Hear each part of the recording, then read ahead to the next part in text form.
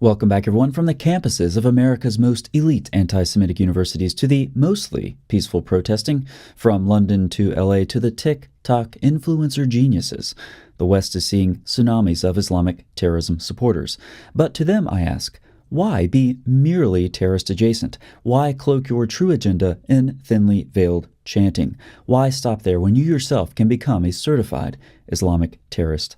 I know why. Strange as it may seem, even with your Ivy League educations, with your millions of TikTok followers bewitched by your brilliance, even you, the best among us, simply don't know how. So allow me to help you by sharing the story of your own Avraham. As a youth, he was indoctrinated into Islamic terrorism and gives us some insight about how to be a real-life terrorist. Here's some pointers in Islamic terrorism based on his story from an English transcript of that interview. First, don't ask questions. Avraham lived in Lud until he turned 9. One of his sisters, the one he was closest with among his siblings, was murdered over family honor. I started asking questions, wanting to understand what happened, he said. His family, fearing he would complicate things for them if he stayed in Lud, sent Avraham to an extremist mosque in Gaza for his education. Asking questions indicates you are not sufficiently brainwashed, and so you must stop asking questions and then proceed to step 2.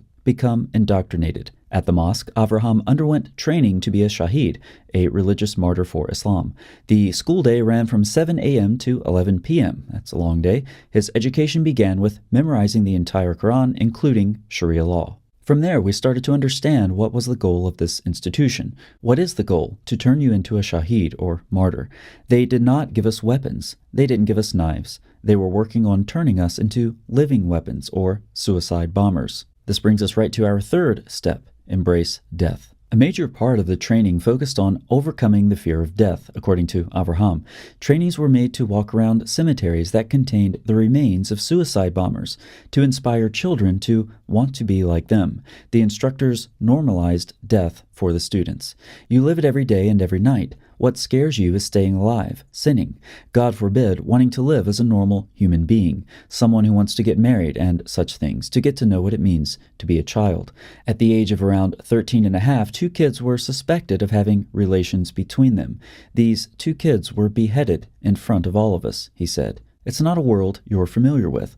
The religion of Islam sanctifies death, and the peak of this training is lying in an open grave.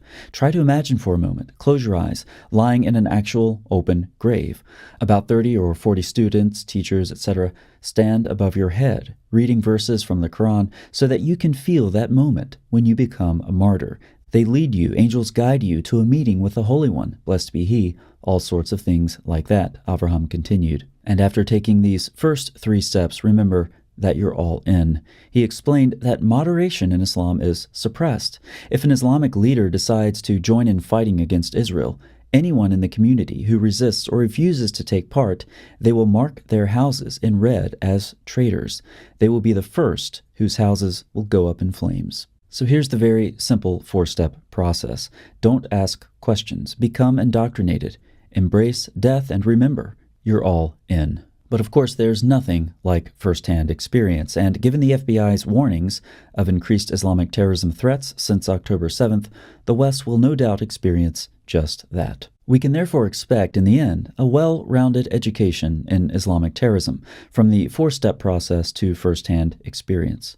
Terrorist-sympathizing Westerners will want to stop watching this video now, but the rest of you may wonder what happened to Yaron Avraham. Eventually, he fled from the mosque and returned to Lud. He stayed first with his family for 2 weeks before moving near an Israeli military base with a Muslim cemetery nearby. Near the cemetery, Avraham met a Jew for the first time. The man gave Avraham money and sent him on a bus to Eilat, where Avraham was adopted by a Jewish Israeli family. There's just too much in this paragraph for me to let go, so I'm going to read it again like someone reporting for mainstream media. Eventually, Avraham fled from the peaceful mosque in the very oppressed Gaza and returned to the apartheid city Lod in the oppressive colonial outpost of Israel. He stayed first with his peace-loving family for 2 weeks before moving near a racist Israeli military base with a nearby Muslim cemetery full of the bodies of victims of Israel's ethnic cleansing. Near the cemetery, Avraham met a Jew for the first time. Since Jews control all of the world's banks, the man was able to give Avraham money, which, in reality, belonged to the oppressed people the Jew took it from in the first place, and sent him on a bus to Eilat, the concentration camp, where Avraham was adopted by a Jewish Israeli family as a cover for their own racial supremacy. And there's my audition for the BBC. Let me know how you think I did in the comments section.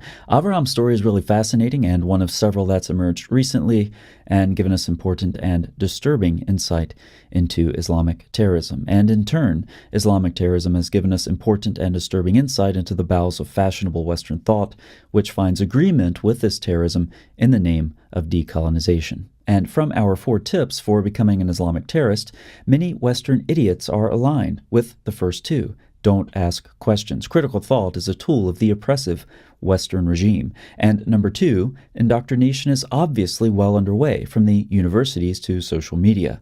But embracing death, not so much. And that's one of the ironies. Terrorist-adjacent Westerners embrace safe spaces, not death, while death at most, or complete subjugation at least, awaits them at the hands of the very same people whose slogans they chant. Meanwhile, both the grotesqueness and the motivations of Islamic terrorism are on full display for those who have eyes to see. Thanks so much for watching. I'll see you next time.